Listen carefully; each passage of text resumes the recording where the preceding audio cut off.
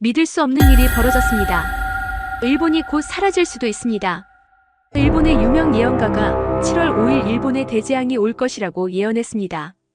연초부터 이미 끔찍한 일들이 일본 열도를 강타하고 있는데요. 이런 상황 속에서도 일본 정부는 무언가 은폐하고 있습니다. 때문에 현재 일본인들은 엄청난 공포에 사로잡혀 있습니다. 도대체 일본에서 무슨 일이 벌어지고 있는 것인지 궁금하지 않으신가요?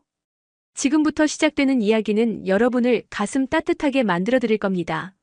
오늘 이야기는 여러분의 가슴에 오래도록 남을 겁니다. 오늘 사연은 일본에서 온 다카하시 켄지 씨의 사연입니다. 잠깐, 사연 시작 전 구독과 좋아요 버튼 눌러주시면 저에게 큰 힘이 됩니다. 그럼 오늘의 사연 시작합니다. 저는 일본 도쿄에서 태어나고 자란 다카하시 켄지라고 합니다. 20년 넘게 재난 구조 전문가로 일해왔고 살아오면서 수많은 현장을 경험해왔습니다. 그러나 제 인생에서 가장 잊을 수 없는 순간이 있다면 2011년 3월 11일, 바로 그날입니다. 그날은 평범한 하루였습니다. 평소처럼 재난 대응팀과 함께 도쿄 본부에서 근무하고 있었죠. 그런데 오후 2시 46분, 그 순간 일본 전역이 흔들렸습니다. 창문이 부서지고 서류들이 바닥에 쏟아졌습니다. 도쿄에서도 이 정도의 흔들림이 느껴질 정도였으니 진앙지였던 도호쿠 지방은 말할 것도 없었겠죠. 머릿속이 하얘졌습니다. 본능적으로 이건 단순한 지진이 아니다. 최악의 상황이 올 것이라는 직감이 들었고 바로 긴급 출동 명령이 떨어졌습니다. 헬기를 타고 도호쿠로 이동하는 동안에도 상황은 점점 더 심각해지고 있었습니다. 가는 도중 무전으로 들려오는 소식들은 절망적이었습니다. 진도 9.0의 대지진, 무려 40m에 가까운 쓰나미, 그리고 원자력 발전소 사고까지. 재난 구조대를 20년 동안 해오면서 크고 작은 지진을 겪어왔지만 이런 규모의 재난은 처음이었습니다. 헬기가 미야기현 해안가 근처에 도착했을 때 저는 믿을 수 없는 광경을 목격했습니다. 도시 전체가 사라졌습니다. 건물들은 흔적도 없이 쓸려 내려가고 거리는 폐허가 되어 있었습니다. 시커먼 바닷물이 도시를 덮쳤고 곳곳에서 구조를 요청하는 사람들이 물에 떠다니고 있었습니다. 수십 년간 이곳에서 살아온 주민들은 평생 본 적 없는 광경에 넋을 놓고 있었습니다. 저희 팀은 지체할 시간이 없었습니다.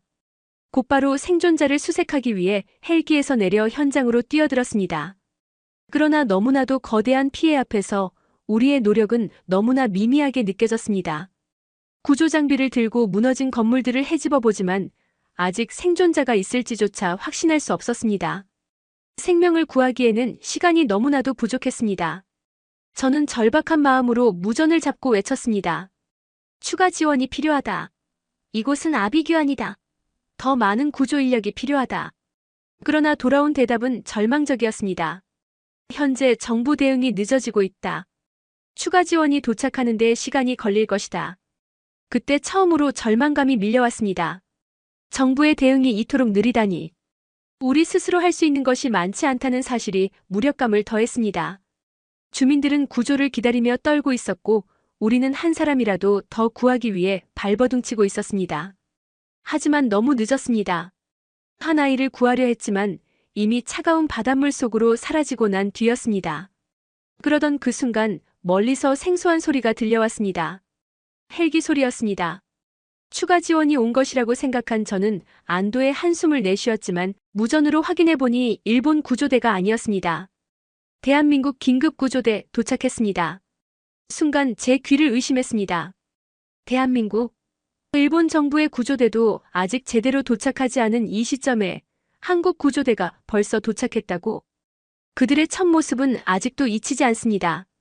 노란색과 주황색 조끼를 입은 한국 구조대원들이 신속하게 내려오더니 순식간에 수색 작업을 시작했습니다.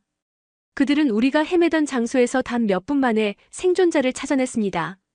저는 경악했습니다. 일본 구조대조차 이 혼란 속에서 제대로 구조하지 못하는데 어떻게 이토록 신속한 작업이 가능한 걸까? 한국 구조대원들은 일본어를 할 줄 아는 대원들과 함께 직접 주민들에게 다가가 안심시키고 구조된 사람들에게 응급처치를 제공했습니다. 그들은 자신들의 나라에서 일어난 일처럼 간절하게 그리고 최선을 다해 구조하고 있었습니다. 그들의 손길은 하나하나가 희망이었고 실력은 믿을 수 없을 만큼 뛰어났습니다. 한 노인이 쓰러진 채로 구조되었을 때 한국 구조대원 중 한 명이 그의 손을 잡으며 일본어로 말했습니다. 괜찮습니다. 끝까지 도와드리겠습니다. 그 말 한마디에 할아버지는 눈물을 흘리셨습니다. 그리고 저도 모르게 가슴이 먹먹해졌습니다. 일본은 과거에 한국과 아픈 역사를 공유하고 있는 나라입니다. 우리는 한때 그들을 지배했고 부끄러운 과거를 가지고 있습니다. 그런데도 한국 구조대는 그 어떤 망설임도 없이 오직 생명을 구하기 위해 이곳에 왔습니다. 저는 부끄러웠습니다. 한국이 가장 먼저 달려와 도와줬다는 사실을 인정하기 싫은 마음과 동시에 그들에게 너무나도 고마운 감정이 뒤섞여 복잡한 감정이 들었습니다. 이후 며칠간 저는 한국 구조대원들과 함께 현장에서 구조 작업을 진행했습니다. 저는 그들과 함께하며 한국의 재난 대응 시스템이 얼마나 철저하고 체계적인지 알게 되었습니다. 그들은 단순히 빠르게 대응하는 것이 아니라 철저한 훈련과 높은 시민의식으로 인해 가능한 것이었습니다. 그렇게 2주간의 구조 작업이 끝나고 한국 구조대는 조용히 철수했습니다. 그들은 보상을 바라지도 자신들을 대대적으로 홍보하지도 않았습니다. 마지막까지 한 명이라도 더 구하려 애쓰고 조용히 떠났습니다. 그리고 14년이 지난 지금 일본은 또다시 대재앙을 앞두고 있습니다. 타츠키 료의 예언대로라면 2025년 7월 5일 일본에는 다시 한번 거대한 지진이 찾아올 것입니다. 그러나 저는 압니다. 이번에도 한국이 가장 먼저 달려올 거라는 것을. 그런데 정작 일본 정부는 무엇을 하고 있는 걸까요? 우리는 여전히 대비가 부족하고 국민들은 불안에 떨고 있습니다. 2011년 한국이 보여준 재난 대응을 본받았더라면 우리는 지금보다 훨씬 나은 준비를 하고 있었을지도 모릅니다. 한국 구조대와 함께했던 그날의 기억이 떠오릅니다. 그리고 저는 결심했습니다. 이제라도 일본은 변해야 합니다. 과거의 자존심을 버리고 한국처럼 철저한 대비를 해야 합니다. 그렇지 않다면 우리는 또다시 역사 속에서 같은 비극을 반복할 것입니다. 2024년 여름, 일본 열도는 또 한 번의 재앙을 맞이했습니다. 바로 난카이 해곡에서 발생한 규모 7.1의 강진이었습니다. 이날은 평소처럼 무더운 여름날이었습니다. 하지만 오후 4시 43분, 일본 전역에 긴급 재난 경보가 울려 퍼졌습니다. 큐슈 남부 미야자키 앞바다에서 규모 7.1의 지진이 발생한 것이었습니다. 일본의 지진은 흔한 일이었기에 처음에는 사람들도 크게 놀라지 않았습니다. 그러나 이번 지진은 달랐습니다. 단순한 지진이 아니라 앞으로 더 큰 재앙이 올 것이라는 신호에 가까웠습니다. 지진 발생 직후 일본 기상청은 긴급 브리핑을 열고 이번 지진으로 인해 난카이 해곡 대지진의 발생 가능성이 평소보다 높아졌다라고 발표했습니다. 한마디로 앞으로 30년 내에 80% 확률로 발생할 것이라던 난카이 대지진이 어쩌면 몇 개월 안에 혹은 며칠 안에 터질 수도 있다는 뜻이었습니다. 순식간에 일본 사회는 혼란에 빠졌습니다. SNS와 뉴스에서는 대지진이 곧 온다라는 말이 퍼져나갔고 사람들은 공포에 사로잡혔습니다. 편의점과 마트에는 긴급 생필품을 사려는 사람들로 가득 찼습니다. 컵라면, 물, 건전지, 방제 키트는 순식간에 동이 났고 일부 지역에서는 물건값이 폭등하기도 했습니다. 집을 떠나야 할까요? 이제 일본도 안전하지 않은 것 아닙니까? 정부는 도대체 뭘 하고 있죠? 사람들의 불안은 점점 커졌습니다. 특히 일본 서남부 지역에 거주하는 주민들은 대피소를 찾아 떠나기 시작했습니다. 실제로 2024년 8월 이후 일본 남부 지역의 부동산 가격은 급격히 하락했으며 오사카와 나고야에 살던 사람들 중 일부는 아예 수도권으로 이주를 고려하기도 했습니다. 하지만 일본 정부는 여전히 확신을 주지 못했습니다. 대지진 발생 가능성이 증가했지만 정확한 시점을 예측할 수 없다는 말만 되풀이하며 국민들에게 침착할 것을 요구했습니다. 그러나 국민들은 정부의 대응을 믿을 수 없었습니다. 2011년 동일본 대지진 때도 쓰나미 피해는 크지 않을 것이라고 발표했다가 결국 2만 명이 넘는 사망자를 낳았던 기억이 아직도 생생했기 때문입니다. 그러던 중 예상치 못한 곳에서 경고가 터져나왔습니다. 바로 일본의 유명한 만화가 타츠키 료였습니다. 그는 2011년 동일본 대지진을 정확히 예측했던 만화가로 그가 남긴 내가 본 미래라는 예언 만화가 최근 다시 화제가 되고 있었습니다. 타츠키료는 2021년 개정판에서 2025년 7월 5일 일본에 초대형 재난이 발생할 것이라고 예언했는데 마침 이번 7.1 지진이 난카이 해곡에서 발생하면서 그의 예언이 현실이 될지도 모른다는 불안감이 퍼져나갔습니다. 설마 이번에도 맞는 건가? 7월 5일에 대지진이 온다면 우리는 어떻게 해야 하지? 일본 국민들은 다시 한번 패닉에 빠졌습니다. 하지만 가장 큰 문제는 바로 일본 정부의 대비 태세였습니다. 정부는 난카이 대지진이 발생할 가능성이 높아졌다고 발표하면서도 정작 구체적인 대응책을 제시하지 않았습니다. 공식적으로는 재난 대비가 철저하게 이루어지고 있다고 했지만 현실은 달랐습니다. 몇 년 전 진행했던 대피훈련이 유명무실한 형식적인 행사였다는 사실이 밝혀졌습니다. 일부 지역에서는 지진 대피소가 아직도 제대로 정비되지 않았고 원자력 발전소의 내진 설계도 여전히 미흡한 곳이 많았습니다.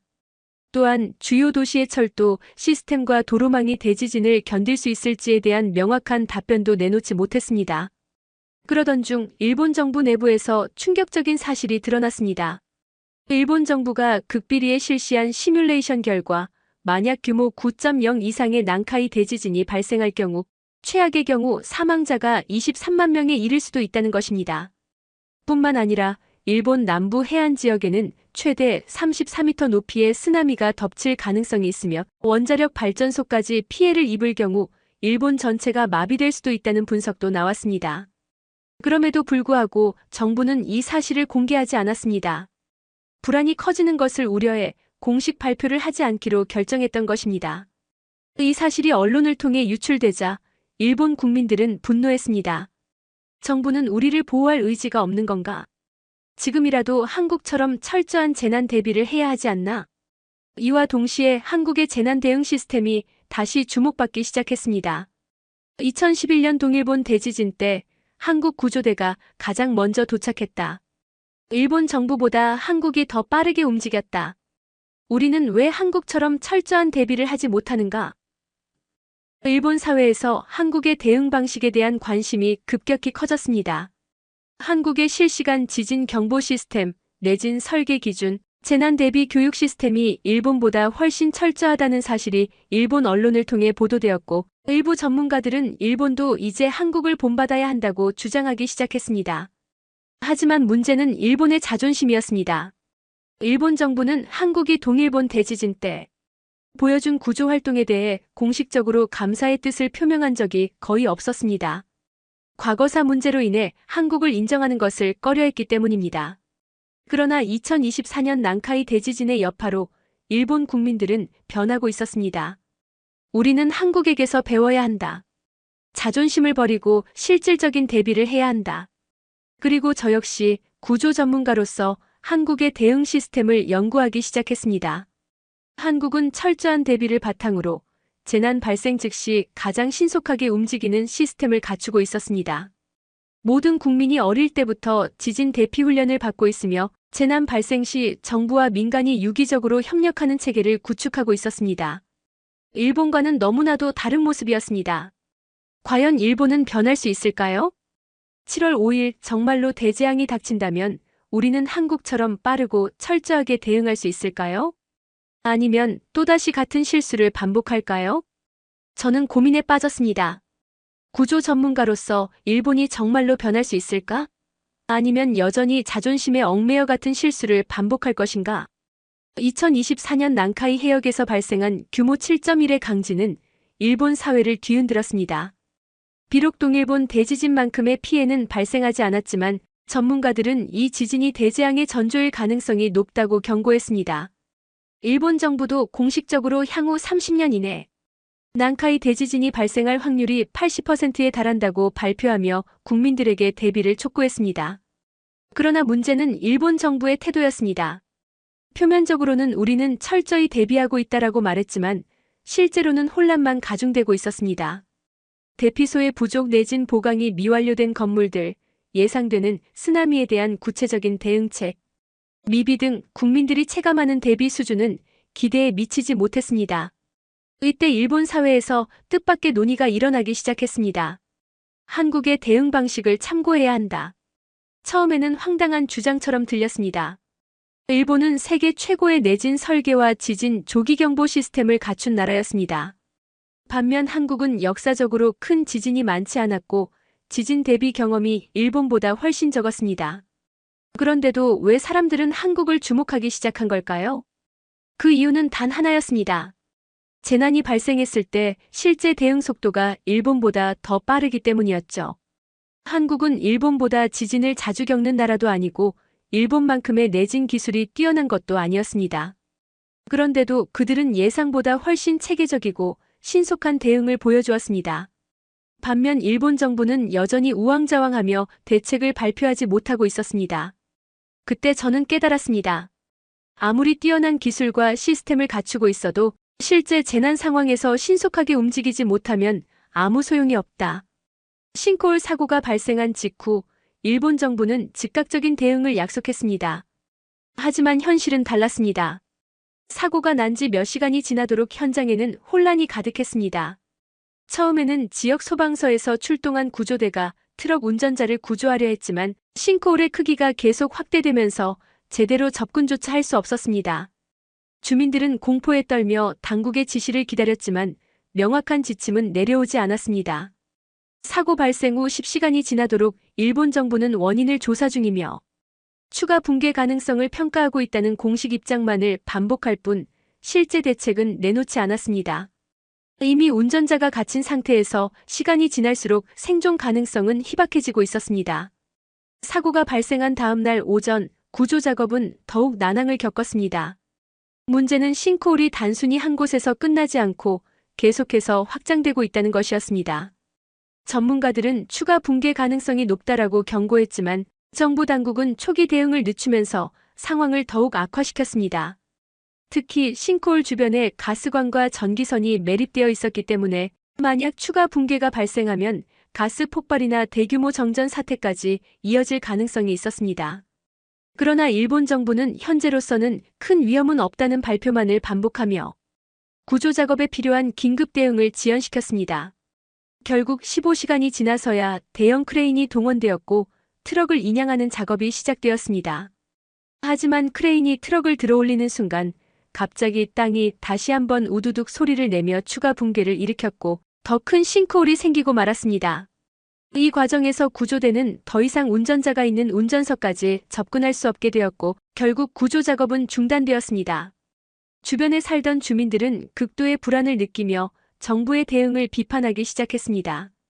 이렇게 대응이 늦어도 되는 건가요? 사고가 발생한 지 하루가 지나도록 해결된 게 아무것도 없어요. 싱크홀이 점점 더 커지고 있는데 정부는 말만 하고 있습니다. 일본 정부의 대응은 여전히 형식적이었습니다. 사고 발생 24시간이 지나도록 정부 관계자들은 원인을 조사 중이라는 말만 되풀이하며 구체적인 복구 계획이나 추가 붕괴 방지를 위한 긴급 대책을 내놓지 않았습니다. 일본 기상청과 국토교통성은 싱크홀의 원인에 대해 집안 침하, 오래된 지하 배관 노후화 등의 가능성이 있다고 발표했지만 이를 해결하기 위한 실질적인 대응책은 없었습니다. 현재 지하 구조물을 추가로 점검하고 있으며 복구 계획을 논의 중입니다. 우리는 상황을 예의주시하고 있습니다. 이런 발표가 나올 때마다 일본 국민들은 더욱 분노했습니다.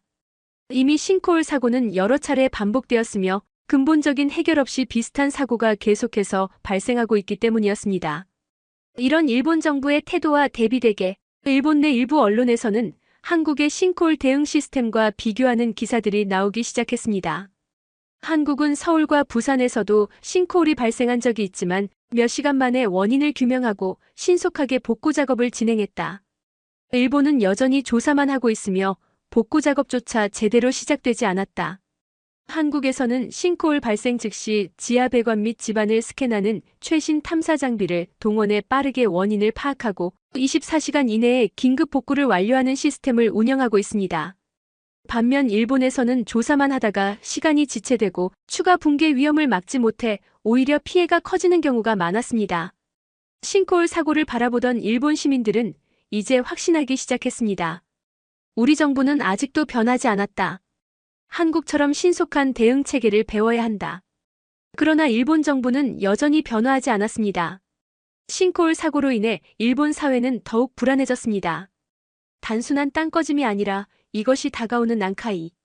대지진과 관련된 징후일 가능성이 있다는 분석이 나오면서 공포는 더욱 커졌습니다.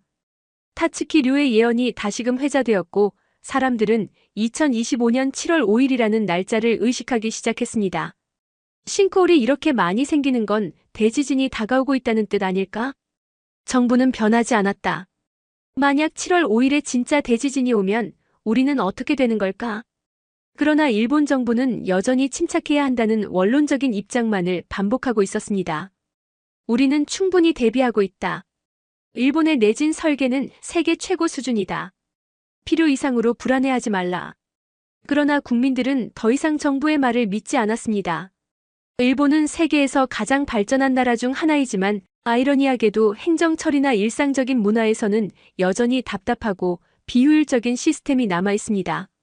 한국과 비교했을 때 특히 일본의 느린 행정 절차, 비효율적인 업무 방식, 지나치게 형식적인 문화가 두드러지며 이러한 차이가 위기 상황에서도 큰 영향을 미치곤 합니다.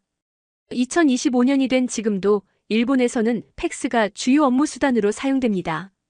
한국에서는 이미 2000년대 초반부터 이메일과 메신저, 전자결제 시스템이 자리 잡으며 모든 업무가 디지털화되었지만 일본에서는 여전히 관공서나 기업에서 팩스를 주고받으며 업무를 처리하는 경우가 많습니다. 심지어 중요한 문서를 보내려면 반드시 도장을 찍어야 하며 이로 인해 담당자가 부재 중일 경우 단순한 승인 하나를 받는데도 며칠이 걸리는 경우가 허다합니다.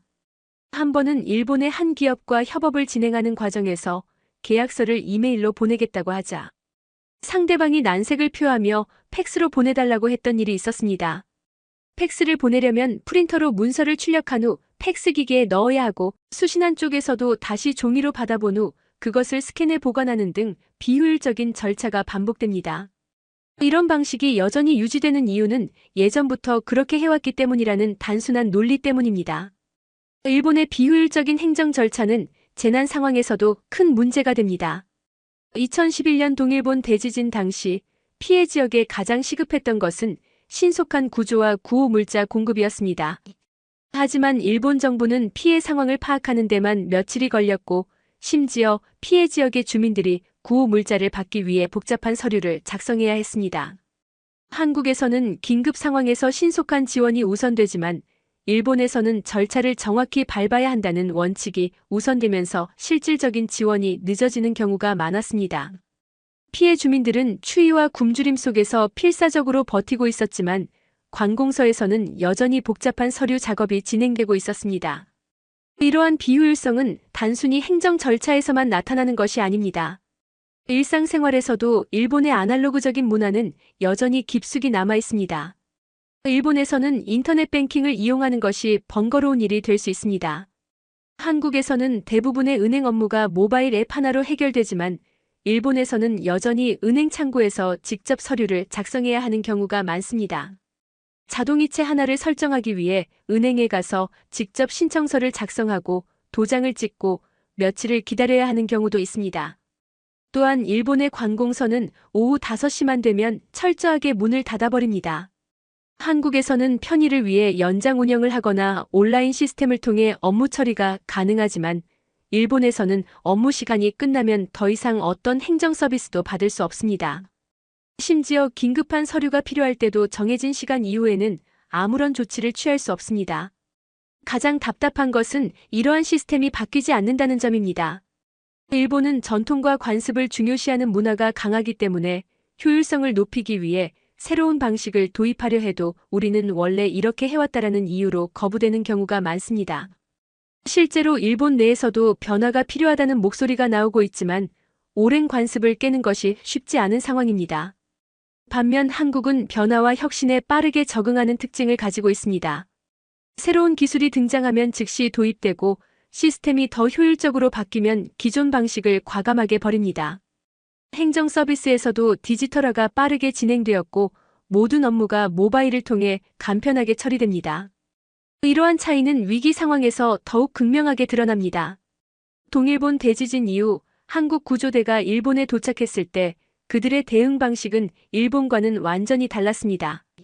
일본에서는 모든 구조 작업이 매뉴얼대로 진행되었고 정부의 승인을 받아야만 다음 단계로 넘어갈 수 있었습니다. 하지만 한국 구조대는 현장에서 실시간으로 상황을 판단하고 신속하게 움직이며 구조 작업을 진행했습니다. 이런 차이 덕분에 한국 구조대는 일본 정부보다 훨씬 빠르게 피해 지역에 도착했고 많은 생명을 구할 수 있었습니다. 일본이 세계 최고의 기술을 보유한 나라이지만 여전히 아날로그적인 행정과 비효율적인 절차로 인해 실질적인 대응이 늦어지는 것은 부정할 수 없는 현실입니다. 이제라도 변하지 않는다면 다가오는 난카이 대지진과 같은 대재난 앞에서 일본은 또다시 같은 실수를 반복할 수밖에 없을 것입니다. 일본 내부를 들여다보면 해결되지 않은 사회적 문제들이 산적해 있습니다. 표면적으로는 깨끗하고 질서 정연해 보이지만 실제로는 비효율적인 행정, 심각한 노동 환경, 그리고 성 문제까지 다양한 사회적 병폐가 존재합니다. 특히 일본의 성매매 문제는 오랫동안 논란이 되어 왔지만 정부와 사회가 이를 방치하면서 더욱 깊어지고 있는 실정입니다. 일본에서는 여전히 팩스와 도장을 사용해야 하는 비효율적인 행정 절차가 유지되고 있습니다. 전 세계가 디지털화로 빠르게 전환되고 있는 시대에 일본은 여전히 아날로그 방식을 고집하며 일 처리가 느리고 번거롭습니다. 관공서에서는 업무 시간이 끝나면 모든 절차가 중단되며 인터넷을 통한 전자 서명조차도 널리 보급되지 않았습니다. 계약서 하나를 처리하려 해도 반드시 종이 문서에 도장을 찍어야 하며 담당자가 자리를 비우면 일이 며칠씩 미뤄지는 일이 비일비재합니다.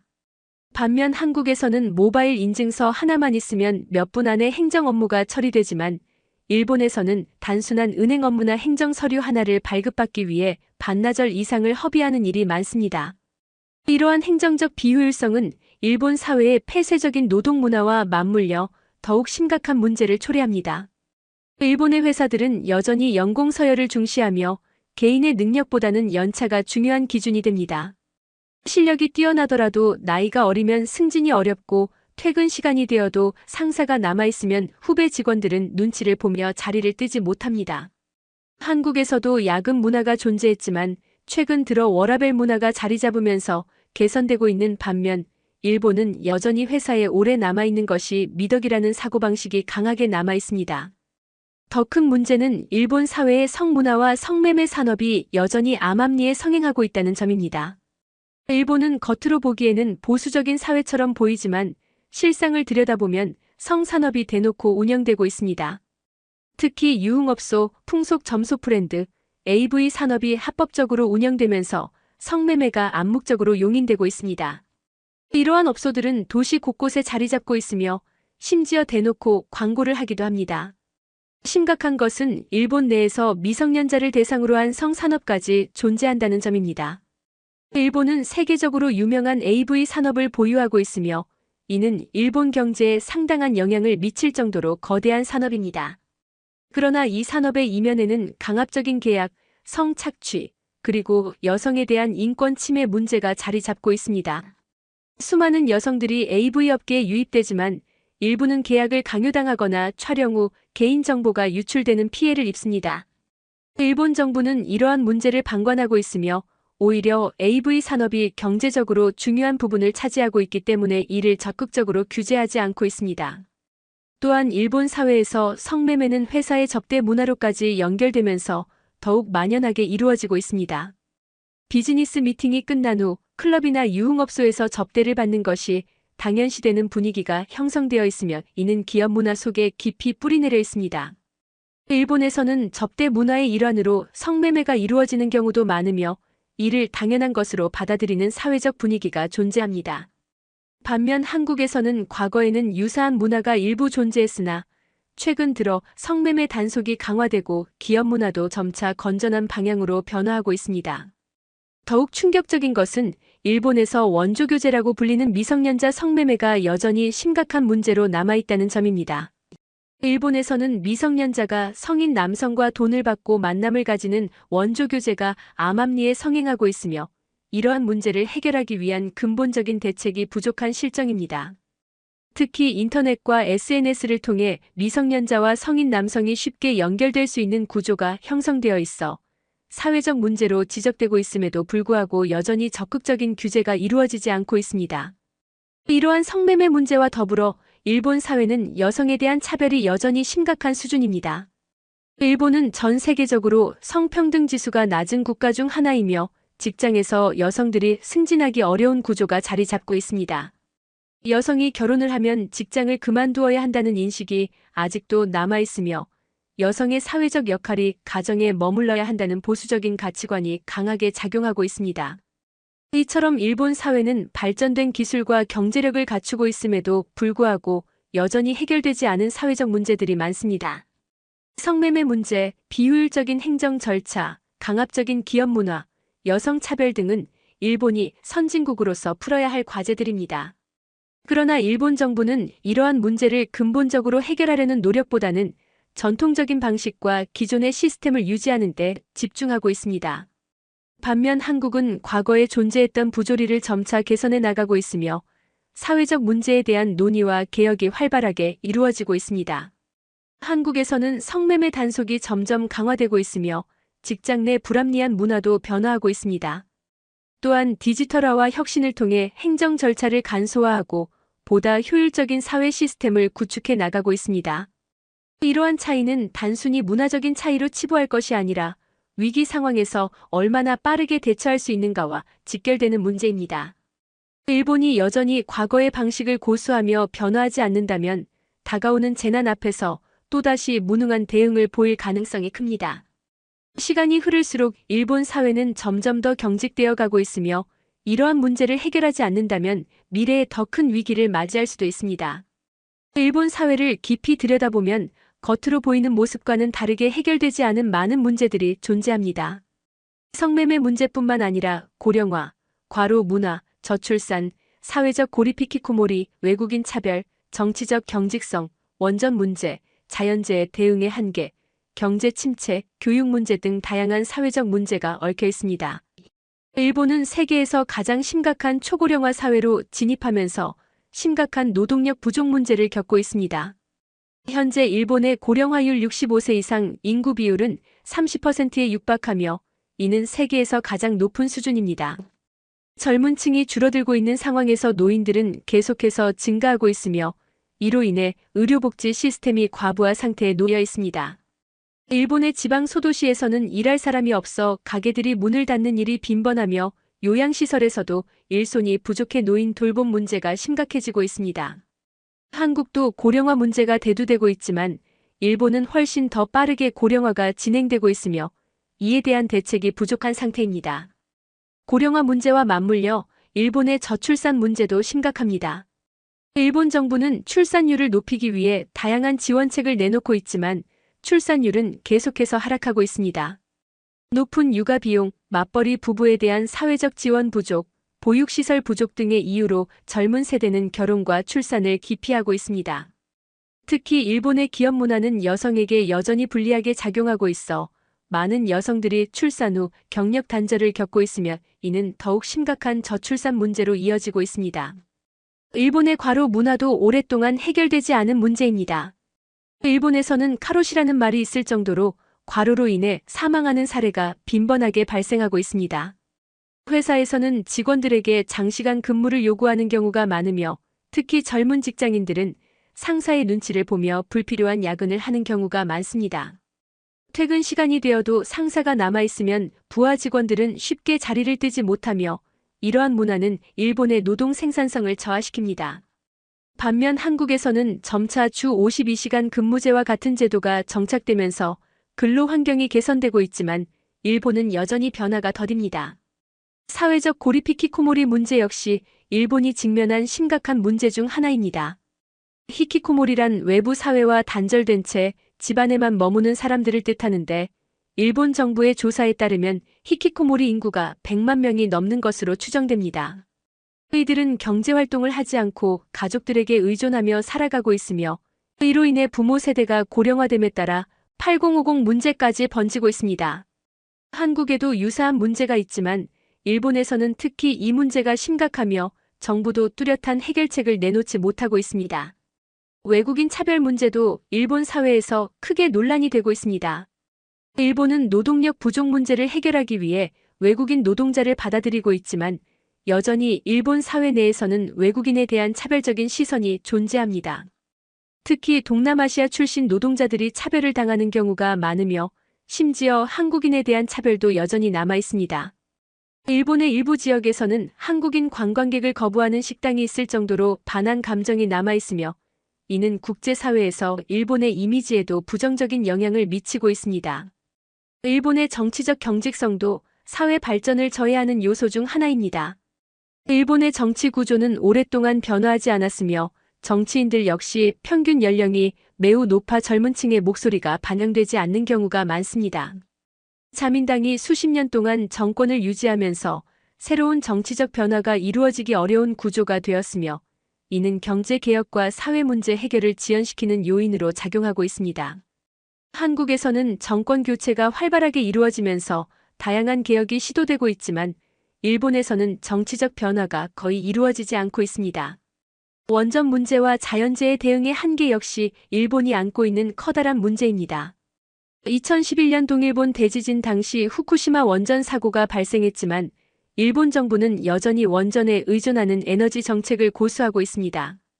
후쿠시마 원전 사고 이후에도 원전 재가동을 추진하고 있으며 이에 대한 국민들의 반발이 거세지만 정부는 이를 무시하고 있습니다. 또한 일본은 지진, 쓰나미, 태풍 등 자연재해가 빈번하게 발생하는 국가이지만 이러한 재난에 대한 대비책이 여전히 부족한 경우가 많습니다. 대형 재난이 발생할 때마다 정부의 대응이 늦어지는 경우가 많으며 피해 복구가 지연되는 일이 반복되고 있습니다. 일본 경제 역시 오랫동안 장기 침체에서 벗어나지 못하고 있습니다. 1990년대 잃어버린 10년 이후 일본 경제는 지속적으로 저성장 상태를 이어오고 있으며 특히 청년층의 실업률이 증가하고 있습니다. 기업들은 과거처럼 평생 고용을 보장하지 않으며 젊은이들은 안정적인 일자리를 찾기가 어려운 상황입니다. 반면 한국은 IT와 스타트업 산업을 중심으로 경제 성장을 이루고 있지만 일본은 여전히 과거의 제조업 중심 경제 구조에서 벗어나지 못하고 있습니다. 일본은 정말 큰 위기에 봉착해 있습니다. 우리는 과거를 되돌릴 수 없지만 미래는 바꿀 수 있습니다. 2025년 7월 5일이 다가오면서 일본 사회는 점점 더 불안에 휩싸이고 있습니다. 타츠키 류의 예언이 단순한 허구인지 아니면 실제로 일어날 비극의 전조인지는 아직 아무도 알 수 없습니다. 하지만 분명한 사실이 하나 있습니다. 지금의 일본이 변화하지 않는다면 대재앙이 현실이 될 가능성은 더욱 높아진다는 것입니다. 일본은 세계 최고의 내진 기술을 보유하고 있다고 자부합니다. 하지만 기술이 아무리 뛰어나도 그것을 실제 재난 대응에 효과적으로 활용하지 못한다면 아무런 의미가 없습니다. 2011년 동일본 대지진 때도 2024년 난카이 해역 지진 때도 그리고 최근 도쿄에서 발생한 대형 싱크홀 사고 때도 일본 정부는 매번 같은 실수를 반복했습니다. 대응이 느리고 관료주의적인 행정 절차에 발이 묶이며 결국 피해를 키우는 결과를 초래했습니다. 반면 한국은 빠르게 변화하고 있습니다. 과거에는 일본보다 뒤처졌다고 평가받던 한국이 이제는 재난 대응, 디지털 행정, 사회적 개혁 등 다양한 분야에서 일본보다 앞서가고 있습니다. 한국의 긴급 대응 시스템은 빠르고 유기적이며 재난이 발생하면 즉시 필요한 조치를 취하는 체계를 갖추고 있습니다. 동일본 대지진 당시 일본보다 먼저 도착했던 한국 구조대가 그 증거였습니다. 저는 일본이 자존심을 내려놓고 변화하기를 바랍니다.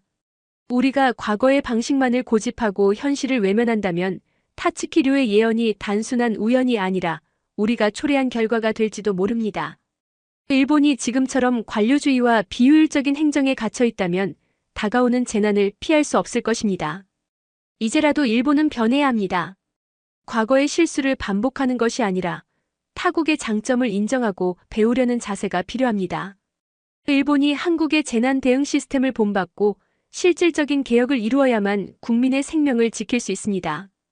일본이 과거를 반성하고 한국을 인정할 때 비로소 미래가 있을 것입니다. 7월 5일이 얼마 남지 않았습니다. 과연 일본은 변화할 수 있을까요? 아니면 또다시 같은 실수를 반복하게 될까요? 그 선택은 이제 일본의 몫입니다.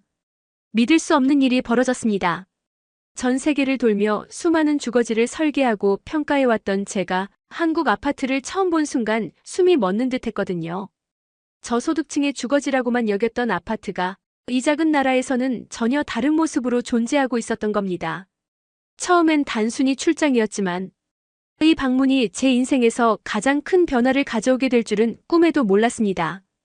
대체 무슨 일이 벌어진 것인지 이야기 궁금하시지 않나요? 지금부터 시작되는 이야기는 여러분의 마음을 따뜻하게 만들어 드릴 겁니다. 영상을 끝까지 보셔야 후회하지 않으실 겁니다. 이야기는 여러분의 가슴에 오래도록 남을 겁니다. 오늘 사연은 미국에서 오신 윌리엄 브루크 씨의 사연입니다. 잠깐, 사연 시작 전 구독과 좋아요 버튼 누르는 센스 잊지 마세요. 그럼 오늘의 사연 시작합니다. 안녕하세요. 저는 윌리엄 브루크라고 합니다. 제 삶은 언제나 건축과 함께였습니다. 어린 시절 런던의 템스 강변에서 아버지와 함께 보트에 앉아 바라보던 도시의 스카이라인은 저를 매료시켰고 그날 이후 저는 도시의 풍경을 새롭게 디자인하는 사람이 되겠다고 결심했습니다. 제 첫 번째 설계 프로젝트는 25살 때였습니다. 런던의 고풍스러운 주택가에 위치한 개인 저택이었는데 결과는 예상보다 훨씬 좋았습니다. 도시 속에서도 자연과의 조화를 꿈꾸며 설계한 정원이 큰 호평을 받았고 이후 제 경력은 급물살을 탔습니다. 그 후 뉴욕으로 건너가 맨해튼의 고급 펜트하우스를 설계하며 국제적인 명성을 얻기 시작했습니다. 브루크의 이름이 들어간 건물이라면 언제나 도시를 대표하는 건축물로 자리 잡았고 투자자와 부유층의 사랑을 한몸에 받았습니다. 맨해튼에서 설계했던 초고층 빌딩은 뉴욕의 마천루 중에서도 단연 돋보이는 랜드마크로 자리 잡았고 상위 100분의 1에 속하는 사람들만이 그 공간을 소유할 수 있었습니다. 두바이의 초호화 타워는 제 커리어에서 또 하나의 이정표였습니다. 중동의 황금빛 사막 한가운데 우뚝 솟은 그 빌딩은 첨단 기술과 전통적인 아라비아 디자인을 결합한 작품으로 당시 세상에서 가장 비싼 건물로 화제를 모았습니다. 두바이의 왕가와 협력하며 설계한 그 건축물은 현대적인 감각과 지역적 특징을 완벽하게 아우른다는 평가를 받았고 저는 제 이름을 건축계에 더 깊이 새기게 되었습니다.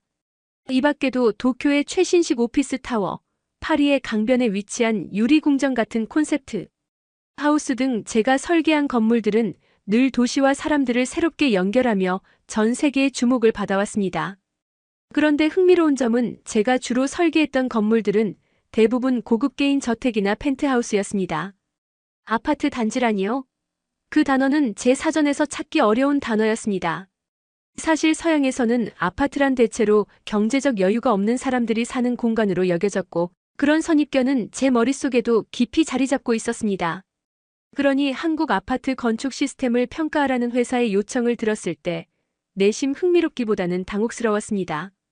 이렇게 잘 나가던 제가 한국 아파트에서 어떤 충격을 받게 될지 그땐 상상조차 하지 못했죠. 저는 한국으로 출장을 가기 직전까지 제 경력을 돌아보며 스스로 만족스러워하고 있었습니다. 런던, 뉴욕, 두바이, 파리까지 세계 각지에서 성공적인 프로젝트를 이어오며 건축계에서 나름의 입지를 다져온 상태였죠. 하지만 회사의 경영진은 새로운 도전에 눈을 돌리고 있었습니다. 한국은 최근 몇 년간 급격히 떠오르는 경제 강국이자 기술 강국으로 주목받고 있었고 특히 주거 건축 분야에서 세계적으로도 독창적인 모델을 제시하며 성장하고 있었습니다. 몇몇 국제 건축 관련 컨퍼런스에서도 한국 아파트 설계가 주요 사례로 소개된 적이 있었고 이를 계기로 회사는 한국 시장을 탐색하기로 결정했습니다. 솔직히 말하자면 한국이 회사의 새로운 관심사가 된 것에는 한 가지 중요한 이유가 있었습니다. 바로 저희 회사의 가장 큰 경쟁사 중 하나인 독일의 굴지의 건축회사가 한국의 주요 아파트 단지 프로젝트에 참여하게 되었기 때문입니다. 그들이 한국에서 성공적인 사례를 만들어내고 있다는 이야기가 들려오자 저희 회사는 더 늦기 전에 한국 시장을 파악하고 새로운 기회를 잡아야 한다고 판단했습니다. 결국 회사는 한국의 대표적인 아파트 단지들을 평가하고 현지 건축가들과 협업 가능성을 탐색하기 위해 저를 포함한 소규모 팀을 파견하기로 했습니다. 그 과정에서 제가 팀의 리더로 선정된 이유는 명확했습니다. 고급 주거 공간에 대한 제 경험과 도시와 사람을 연결하는 디자인에 대한 제 철학이 회사의 기대에 부합했기 때문입니다. 그러나 솔직히 말하면 제 마음 한구석에서는 이 프로젝트가 제 경력의 방향성과는 거리가 멀다고 느껴졌습니다. 제가 설계했던 초고층 빌딩이나 펜트하우스와 비교하면 아파트 단지는 너무나 대중적이고 보편적인 영역처럼 보였기 때문입니다. 저소득층을 위한 닭장 같은 건물을 평가하기 위해 한국까지 가야 한다니 제 자존심도 살짝 상했죠. 그럼에도 불구하고 한국으로 향한 이유는 단 하나였습니다. 저는 경력에 공백이나 후퇴라는 단어를 남기고 싶지 않았습니다. 제가 설계의 대가로 불리기까지 쌓아온 모든 것이 제 손에서 나온 것이었다는 걸 증명하고 싶었기에 저는 한국으로 가는 비행기에 올랐습니다. 그때까지만 해도 이 출장이 제 삶의 가장 큰 전환점이 될 것이라고는 꿈에도 몰랐습니다. 한국에 도착한 첫날은 솔직히 기대보다 피로감이 더 컸습니다. 인천공항에 발을 내디딘 순간부터 낯선 언어와 문화가 저를 둘러쌌고 긴 비행으로 지친 몸에 모든 것이 신경 쓰였습니다. 하지만 공항에서부터 느껴지는 질서정연함은 확실히 놀라웠습니다. 대형 공항임에도 혼잡하지 않았고 사람들은 질서 있게 줄을 서며 차분히 움직이고 있었습니다. 공항 시설도 깔끔하고 현대적이었지만 이런 감탄이 오래가진 않을 거라 생각했습니다. 공항은 어디나 국제적이니까라는 생각으로 넘겼죠. 택시를 타고 회사에서 준비해준 숙소로 향하면서도 제 마음은 여전히 편치 않았습니다. 인터넷에서 본 한국 아파트들의 사진이 자꾸 떠올랐습니다. 어차피 한 달간 머물 곳인데 차라리 단독주택을 마련해 주었더라면 나았을 텐데 싶었죠. 길을 따라 이어지는 고층 아파트 단지들을 보며 한숨만 나왔습니다. 어쩌면 출장 기간 내내 이 고층 건물 안에서 갇혀 지낼지도 모른다는 생각이 들었으니까요. 하지만 막상 숙소로 지정된 초고급 아파트 단지에 도착했을 때 제 예상은 완전히 빗나갔습니다. 택시는 단지 입구에서 멈췄고 경비원들이 다가와 제 신원을 확인한 뒤 차량을 통과시켰습니다. 경비원이 아파트 입구에서 차량을 통제하다니? 이건 좀 색다른데? 라는 생각이 스쳤지만 대수롭지 않게 넘겼습니다. 그런데 갑자기 택시가 지하로 내려가기 시작하자 저는 의아함을 느꼈습니다. 이건 또 무슨 일이지?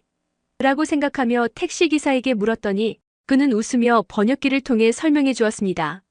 모든 차량이 지하로 다니도록 설계된 아파트예요. 아이들의 안전을 위해서랍니다. 그제야 눈앞에 보이는 풍경이 달리 보이기 시작했습니다. 지상에는 차량이 전혀 없었고 깔끔하게 정돈된 산책로와 공원이 자리 잡고 있었습니다. 곳곳에는 어린이 놀이터가 있었고 어른들은 벤치에 앉아 담소를 나누거나 책을 읽고 있었습니다. 이 모든 풍경이 고층 아파트를 배경으로 펼쳐지는 모습은 제가 그동안 알고 있던 아파트 단지와는 완전히 다른 세계였습니다. 지하 주차장에 도착해 짐을 내리고 엘리베이터를 타고 올라갔습니다. 그러면서도 여전히 마음 한구석에는 의심이 남아 있었습니다. 겉모습은 좋을지 몰라도 내부는 별거 없겠지. 엘리베이터의 조용함과 빠른 속도에도 별 감흥이 없었습니다. 하지만 현관문 앞에 서서 다시 비밀번호를 눌러야 한다는 안내를 받았을 때 제 마음이 다시 흔들리기 시작했습니다. 현관문에 또 다른 보안 시스템이라니. 이건 조금 과하다고 느꼈지만 동시에 그 철저함이 놀랍기도 했습니다. 문을 열고 들어선 순간 제 입에서 무심코 탄성이 흘러나왔습니다. 이게 정말 아파트라고? 대리석 바닥이 깔린 널찍한 현관, 깔끔하게 정리된 신발장, 그리고 현관과 거실을 분리하는 슬라이딩 도어까지. 저는 몇 초간 그 자리에 멈춰 서서 눈앞의 풍경을 천천히 훑었습니다. 거실로 발을 옮기자 또 한 번 놀라운 풍경이 펼쳐졌습니다. 통유리를 통해 보이는 한강의 야경은 뉴욕의 스카이라인과는 전혀 다른 매력을 가지고 있었습니다. 반짝이는 다리와 강을 따라 이어진 조명들이 만들어내는 풍경은 단순히 도시적이기보다는 편안하고 따뜻한 느낌을 주었습니다. 이 모든 것이 정말 제가 머물게 될 회사 숙소라는 사실이 믿기지 않았습니다. 마지막으로 바닥의 온기를 느꼈을 때 저는 더 이상 이 공간을 저소득층의 주거지로 치부할 수 없다는 것을 깨달았습니다. 한겨울이었지만 바닥에서 전해지는 따뜻함은 마치 집 전체가 저를 품어주는 것 같았습니다. 미국에서 흔히 쓰는 라디에이터나 벽난로는 찾아볼 수 없었고 온돌이라는 한국 특유의 난방 시스템 덕분이라고 했습니다. 이 온기는 물리적인 것 이상의 감동을 주었고 제가 알던 건축 개념을 송두리째 뒤흔들기 시작했습니다. 그날 밤 침대에 누워 한국의 아파트에 대해 처음으로 다시 생각해 보았습니다. 이것은 단순히 사람들이 모여 사는 공간이 아니라 삶의 질을 높이고 안정과 편리함을 더하는 시스템 그 자체였습니다. 이틀 전까지만 해도 닭장 같은 아파트라며 평가절하했던 제 자신이 부끄러웠습니다. 다음 날 아침, 저는 이곳이 단순한 숙소가 아니라 새로운 영감의 시작이 될 수 있다는 묘한 기대감을 품고 눈을 떴습니다. 그 다음 날, 저는 아파트 내부를 본격적으로 둘러보기로 했습니다. 전날 밤 한강을 내려다보며 느꼈던 경이로움이 아직도 머릿속에 맴돌았지만 마음 한구석에는 여전히 의심이 남아 있었습니다. 어쩌면 이 모든 게 보여주기식일지도 모른다. 건축가로서 저는 너무나 많은 쇼룸 같은 공간을 보아왔습니다. 멋진 인테리어와 시설을 겉으로만 포장해놓고 실제 생활에선 전혀 실용적이지 않은 경우가 얼마나 많았던가요? 아파트 단지 전체가 철저히 계획된 것처럼 보였지만 그래도 끝까지 제 경계심을 풀지 않기로 했습니다. 현관문을 나서서 복도를 걸어가며 이 아파트 단지의 설계를 다시 한번 생각해봤습니다. 복도는 깔끔했고 소음 하나 들리지 않았습니다. 사람이 사는 공간이라는 느낌이 전혀 없을 정도로 조용했는데 저는 이 점이 오히려 불안했습니다. 너무 조용하잖아. 마치 여기 사람이 살지 않는 것처럼.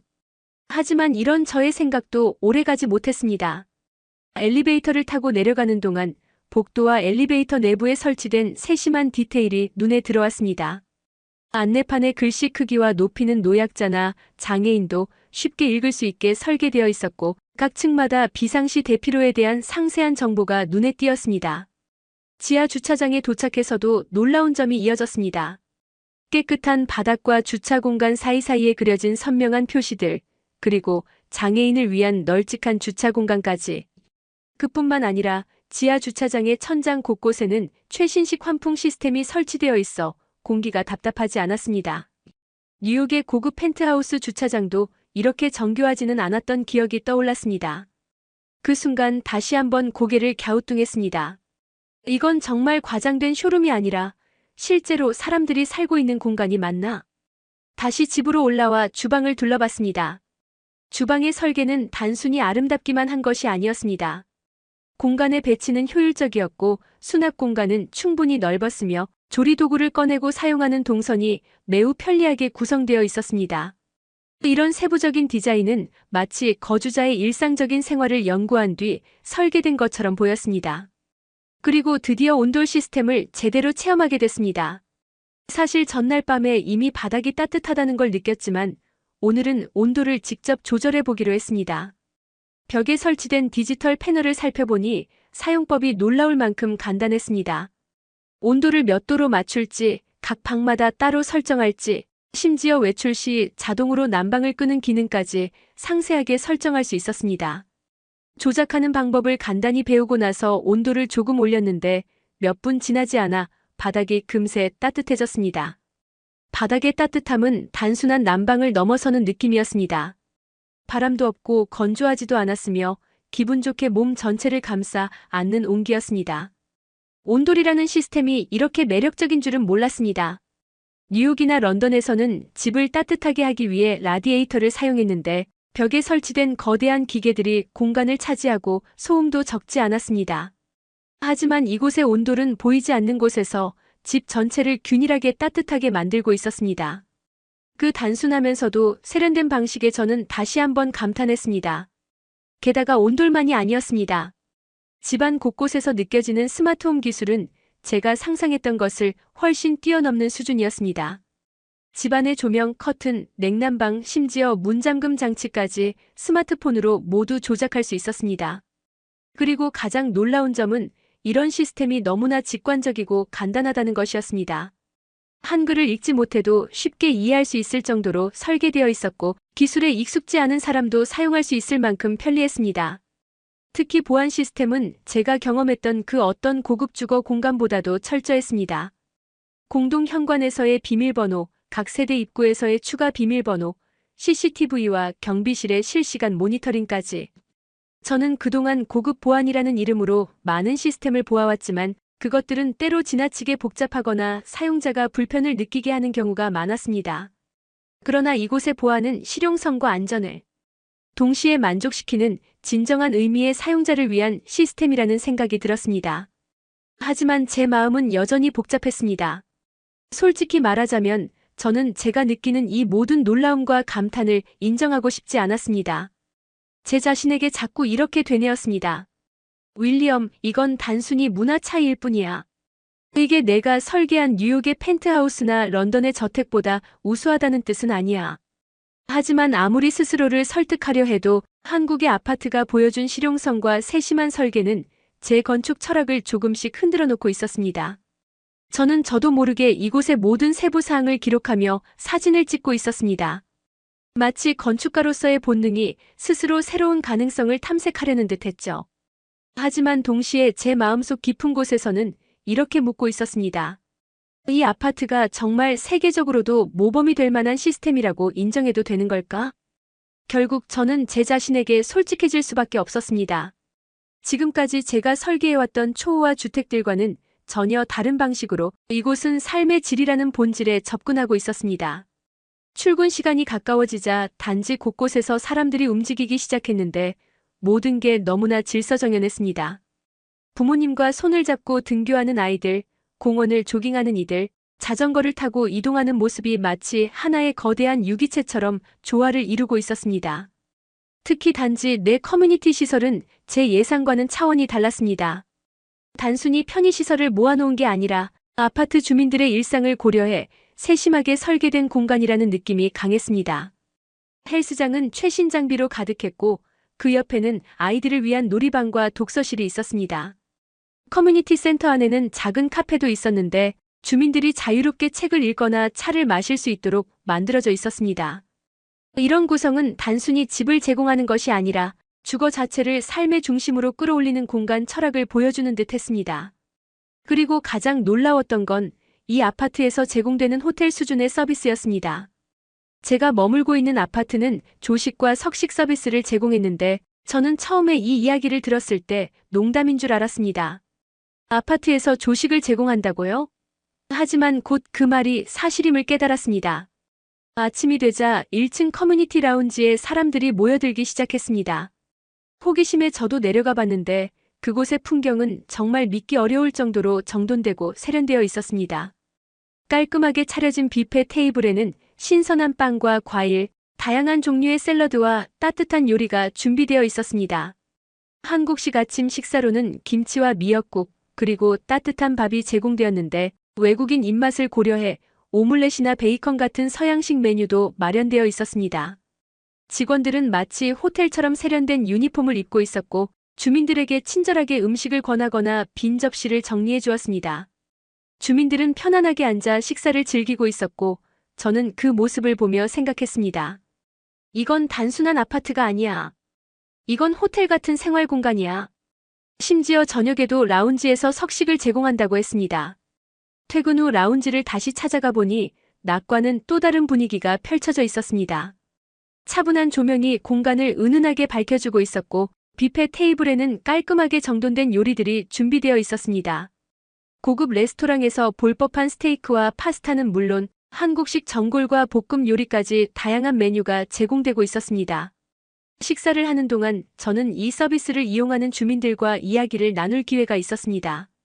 그들은 이곳의 조식과 석식 서비스가 단순히 편리함을 넘어 주민들 간의 소통과 교류를 위한 중요한 요소라고 말했습니다.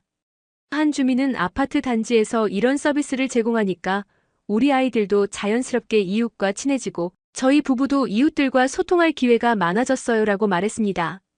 그 말을 듣고 나니 이 아파트 단지가 단순히 고급스러운 생활을 제공하는 곳이 아니라 하나의 작은 커뮤니티로서 기능하고 있다는 생각이 들었습니다. 그날 밤 침대에 누워 한국 아파트의 설계 철학에 대해 곰곰이 생각했습니다. 이곳의 시스템은 단순히 공간을 효율적으로 사용하는 것을 넘어 인간의 삶 그 자체를 중심에 둔 설계라는 점에서 놀라웠습니다. 아파트 단지 하나가 마치 작은 도시처럼 주민들의 모든 필요를 충족시키는데 초점이 맞춰져 있었습니다. 한국 아파트는 단순히 거주 공간을 넘어 생활의 모든 부분을 완벽하게 지원하는 시스템을 구축하고 있었습니다. 스마트홈 기술, 온돌의 따뜻함, 철저한 보안, 그리고 호텔 같은 서비스까지. 이러한 모든 요소가 결합되어 이곳은 주거지를 넘어선 삶의 중심지가 되었습니다. 제가 설계했던 펜트하우스나 초고층 빌딩은 그 자체로 화려하고 상징적인 건물이었지만 한국 아파트는 실질적으로 사람들의 삶을 변화시키고 있다는 점에서 완전히 다른 차원의 건축이었습니다. 그리고 저는 그 차이를 인정하지 않을 수 없었습니다. 저는 한국 아파트에 대해 더 깊이 이해하고자 단지 내 다른 시설들을 둘러보기로 했습니다. 사실 저는 건축가로서 이곳의 아름다움에 감탄하면서도 내심 진짜 주민들이 이렇게 좋은 환경에서 얼마나 편리하게 살고 있는지 확인하고 싶었습니다. 단지 내 모든 요소가 단순한 장식이나 보여주기식은 아닐까 하는 의심이 아직 완전히 가시지 않았던 거죠. 우선 단지 내에서 제공되는 다양한 커뮤니티 프로그램에 대해 알아보기로 했습니다. 공용 공간을 지나던 중 커뮤니티 센터의 게시판에 붙어있는 안내문이 눈에 띄었습니다. 입주민 대상 요가 클래스, 아이들을 위한 방과 후, 미술교실, 어르신을 위한 건강관리 세미나 등등. 이 모든 프로그램이 아파트 주민들을 위해 무료로 제공되고 있다는 사실이 놀라웠습니다. 단순히 공용시설만 제공하는 것이 아니라 주민들이 적극적으로 교류하고 더 나은 삶을 살 수 있도록 돕는다는 점이 인상적이었습니다. 그 중에서도 제 눈길을 사로잡은 건 단지 내 텃밭이었습니다. 입주민들이 직접 채소를 기르고 수확한 농산물을 함께 나눌 수 있는 공간이었습니다. 몇몇 주민들과 이야기를 나누어 보니 주말마다 가족들이 함께 텃밭에서 시간을 보내며 자연과 교감하는 시간을 가지는 것이 큰 즐거움이라고 했습니다. 저는 그동안 고급 주거지라면 흔히 떠올리던 사적인 울타리와 단독 공간의 개념을 다시 생각하게 되었습니다. 이곳은 단순히 편리하고 화려한 시설을 넘어 주민들 간의 연결과 교류를 자연스럽게 만들어내는 공간이었습니다. 다음으로 단지 내 체육시설을 둘러보았습니다. 헬스장은 최신식 장비들로 가득 차 있었고 수영장과 스파 시설도 함께 마련되어 있었습니다. 하지만 제가 가장 감동했던 건 단지 내의 주민들을 위한 실내 체육관이었습니다. 체육관에서는 주민들이 자유롭게 농구를 하거나 배드민턴을 치는 모습이 보였고 한쪽에는 어린이들이 뛰어노는 작은 체육 공간도 있었습니다. 이런 공간은 단순한 편의를 넘어 모든 세대가 어울리며 건강한 생활을 할 수 있도록 설계된 철학이 담겨 있었습니다. 그리고 또 하나 저는 단지의 실내외 디자인에도 깊은 인상을 받았습니다. 건물 간의 간격이 충분히 넓어 햇빛이 잘 들고 각 세대가 프라이버시를 충분히 유지할 수 있도록 세심하게 설계되어 있었습니다. 단지 내 산책로는 아름다운 조경으로 꾸며져 있었고 곳곳에 설치된 벤치와 정자는 주민들이 언제든 휴식을 취할 수 있도록 배려되어 있었습니다. 조용히 앉아 책을 읽거나 아이들이 자전거를 타고 지나가는 모습을 지켜보며 저는 이런 세세한 설계가 단순히 건축을 넘어 삶의 철학을 담고 있다는 생각이 들었습니다. 그리고 저는 이 아파트가 가진 기술적인 우수함에 다시 한번 감탄할 수밖에 없었습니다. 단지 전체가 에너지 효율성을 극대화하도록 설계되어 있었고 태양광 패널이 설치된 건물들은 단지 내 공용 전력을 충당하고 있었습니다. 쓰레기 처리 시스템 또한 놀라웠습니다.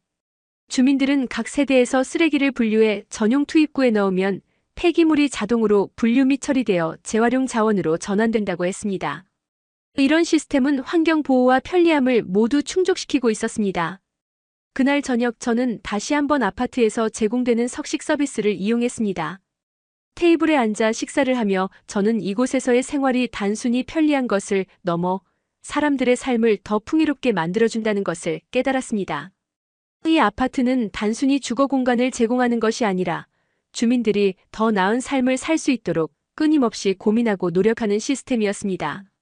그날 밤 저는 한국 아파트의 차별성과 우수성을 다시금 곱씹으며 한 가지 중요한 결심을 했습니다.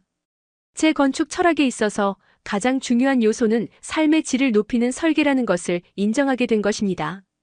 그날 밤 저는 창밖으로 보이는 한강의 야경을 보며 오랜 시간 생각에 잠겼습니다. 뉴욕의 스카이라인이나 런던의 템스강 풍경은 늘 제가 가장 사랑하던 도시의 상징이었습니다. 하지만 지금 제 눈앞에 펼쳐진 이 한국의 도시 풍경은 그런 도시들과는 완전히 다른 따뜻함과 질서가 느껴졌습니다. 단순히 건물이 아름답거나 도시가 화려해서가 아니었습니다. 그것은 제가 며칠간 경험한 이 아파트의 혁신적인 설계와 사람 중심의 주거 문화 때문이라는 걸 깨닫게 되었습니다. 사실 제 경력 동안 저는 항상 고급 주택이나 초고층 빌딩 같은 상징적인 프로젝트에만 몰두해 왔습니다. 제가 설계한 건물들은 수많은 사람의 눈길을 사로잡고 도시의 랜드마크로 자리 잡았습니다. 하지만 이제는 제 철학이 얼마나 제한적이고 심지어 이기적이었는지 인정하지 않을 수 없었습니다. 제 건축이 늘 최고급 자재와 세련된 디자인을 통해 부유층의 삶을 돋보이게 하는데 초점이 맞춰져 있었다면 이곳의 아파트는 그와는 완전히 다른 방향에서 주거 공간을 정의하고 있었습니다. 한국 아파트는 단순히 겉으로 보이는 화려함을 넘어서 모든 주민의 삶의 질을 높이는 데 목적을 두고 있었습니다. 첨단 기술이 단순한 장식이 아니라 실질적인 편리함을 제공하고 공간 설계는 개인의 프라이버시와 공동체의 조화를 동시에 고려하고 있었습니다. 또 무엇보다 이 모든 것이 단지 상류층만을 위한 것이 아니라는 점에서 저를 더욱 놀라게 했습니다. 그날 밤 저는 제 설계 철학을 완전히 새롭게 정의해야 한다는 결심을 하게 되었습니다. 지금까지의 제 경력은 아름다움과 상징성을 추구하며 그 가치를 돈으로 환산하는 데 치중해 있었습니다. 그러나 이 아파트에서 보고 느낀 모든 경험은 제가 그동안 놓치고 있었던 질문을 던졌습니다. 사람들은 어떤 공간에서 살아가기를 원하는가? 라는 근본적인 질문이었습니다. 뉴욕에서 제가 설계했던 초호화 펜트하우스는 정말 그 공간에서 살아가는 사람들에게 진정한 행복을 가져다 주었을까요? 런던의 부유층을 위해 설계한 저택들이 주민들에게 삶의 편리함과 안정감을 제공했을까요? 아니면 단순히 부의 상징이자 소유욕을 충족시키는 도구로 남아 있었던 걸까요? 저는 이 질문에 답을 찾기 위해 제 건축 철학을 다시 써야겠다고 다짐했습니다. 한국 아파트의 따뜻함과 혁신, 그리고 사람 중심의 설계를 제 프로젝트에 녹여내고 싶었습니다. 저는 그동안 서양의 주거 문화가 전 세계의 표준이라고 믿어왔습니다. 하지만 이곳에서의 경험은 그 생각이 얼마나 좁은 시각에 갇혀 있었는지 깨닫게 해주었습니다. 한국의 주거 문화는 전 세계적으로 선도적이었고 제가 알고 있던 모든 고정관념을 뒤엎고 있었습니다. 그 다음 날 아침 저는 제 노트북을 켜고 처음으로 새로운 프로젝트를 위한 아이디어를 정리하기 시작했습니다. 그 아이디어는 단순히 화려하거나 상징적인 디자인에 초점이 맞춰진 것이 아니었습니다. 대신 한 사람 한 사람의 일상과 그들의 삶의 질을 향상시키는데 중점을 둔 설계였습니다. 한국 아파트 단지에서 본 차량 지하화 시스템, 커뮤니티 시설, 스마트홈 기술, 온돌 시스템, 그리고 주민 간의 교류를 촉진하는 공간 구성까지 모든 것을 제 프로젝트에 어떻게 녹여낼지 고민했습니다. 제가 떠올린 첫 번째 아이디어는 대규모 공원을 중심으로 설계된 주거 단지였습니다. 한국 아파트처럼 차가 없는 지상 공간을 만들고 주민들이 자유롭게 걸어 다니거나 자전거를 탈 수 있도록 설계한 단지였습니다. 또 단지 내에는 텃밭과 커뮤니티 센터를 설치해 주민들이 자연스럽게 교류하며 살아갈 수 있도록 계획했습니다. 또 하나의 중요한 변화는 실내 난방 시스템이었습니다. 온돌은 단순히 기술이 아니라 삶의 질을 근본적으로 바꾸는 요소였습니다. 저는 서양의 주택에도 온돌의 개념을 적용해 더 따뜻하고 친환경적인 주거 공간을 만들고 싶었습니다. 제 머릿속에는 수많은 아이디어가 떠올랐습니다. 그리고 그것들은 모두 제가 경험한 한국 아파트에서 시작된 것들이었습니다. 이제 저는 제 경력을 단순히 성공의 연속으로만 여기지 않고 새로운 가능성을 찾아가는 여정으로 생각하게 되었습니다. 이 결심은 단순히 제 건축 경력을 위한 것이 아니었습니다. 저는 한국에서 배운 이 가치들을 통해 전 세계의 주거 문화에도 변화를 가져올 수 있다는 자신감이 생겼습니다. 사람들이 더 행복하고 더 안전하며 더 따뜻하게 살 수 있는 공간을 만드는 것이야말로 진정한 건축의 목적이라는 것을 깨달은 것입니다. 한국에서의 경험은 제게 큰 전환점이 되었고 앞으로 제 설계 철학을 완전히 바꾸게 될 중요한 계기가 되었습니다. 이제 저는 더 이상 화려한 디자인이나 상징성만을 좇지 않을 겁니다. 대신 사람들의 일상을 변화시키고 그들의 삶에 더 나은 가치를 더할 수 있는 공간을 설계하는데 제 모든 것을 바치고 싶습니다. 한국 아파트에서 받은 영감을 바탕으로 새로운 설계에 몰두하던 어느 날 저는 한 가지 중요한 결심을 했습니다. 이 프로젝트는 혼자서는 해낼 수 없다는 것이었습니다. 한국의 주거 문화가 가진 강점과 세부적인 설계 철학을 제대로 이해하고 이를 제 디자인에 반영하려면 반드시 한국 건축가와 협업해야 한다고 느꼈습니다. 그래서 저는 한국에서 만난 건축가들을 조사하기 시작했습니다. 회사가 소개해준 몇몇 후보 중에서도 특히 눈에 띄는 사람이 있었습니다. 그녀의 이름은 이연주였고 주거공간 설계에 있어서는 국내에서 손꼽히는 전문가였습니다. 그녀는 기존의 아파트 디자인에서 벗어나 주민들의 삶에 실질적인 변화를 가져올 수 있는 설계를 선보이며 한국 건축계에서 주목받고 있었습니다. 저는 그녀와의 협업을 요청하기 위해 직접 연락을 했습니다. 그녀는 제가 설계한 뉴욕과 두바이의 프로젝트를 이미 알고 있었고 그 화려함과 상징성에 감탄했다고 했습니다. 하지만 동시에 그녀는 조심스럽게 제 건축 철학에 대한 질문을 던졌습니다. 윌리엄 씨가 설계하신 건물들은 확실히 아름답고 인상적입니다. 하지만 그 공간들이 실제로 그곳에 사는 사람들에게 어떤 영향을 미쳤는지 고민해 보신 적이 있나요? 그 질문은 제가 한국에서 느꼈던 모든 감정을 다시금 떠올리게 했습니다. 저는 제 철학이 변화하고 있음을 솔직히 이야기했고 한국 아파트에서 받은 영감을 통해 새롭게 설계하고자 하는 방향성을 설명했습니다. 그녀는 제 진심을 느꼈는지 미소를 지으며 협업을 수락했습니다. 우리는 바로 작업에 착수했습니다. 프로젝트의 목표는 단순했습니다. 서양의 주거 문화가 가진 장점과 한국 아파트의 혁신적이고 따뜻한 설계 철학을 결합해 새로운 글로벌 주거 모델을 만드는 것이었습니다. 첫 번째 설계 초안은 많은 고민과 토론 끝에 만들어졌습니다.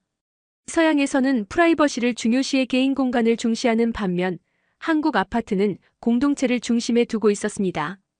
우리는 두 문화를 조화롭게 융합하기 위해 단지 설계부터 세심하게 고민했습니다. 예를 들어 단지 내 공원을 중심으로 한 설계는 한국의 따뜻한 커뮤니티 문화를 반영했고 각 세대의 개인 정원을 설계해 서양에서 선호하는 독립성을 확보했습니다. 또한 첨단 스마트홈 기술은 한국의 아파트 시스템을 참고했습니다.